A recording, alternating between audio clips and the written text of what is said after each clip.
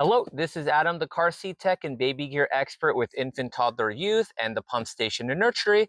I'm going to show you how to connect the Chicco Fit2 car seat into the base and also how to remove it. Anytime you're moving the car seat, you want to move the handlebar to the more upright position. There's an orange button on both sides. Be sure to squeeze them both.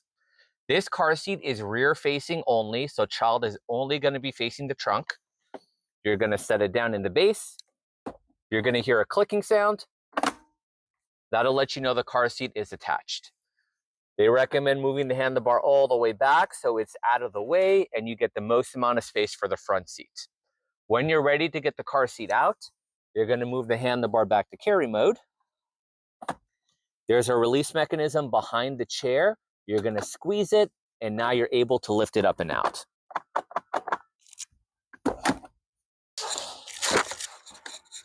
Thanks for watching the video. Don't forget to follow, like, and subscribe to support the channel. We'll see you next time.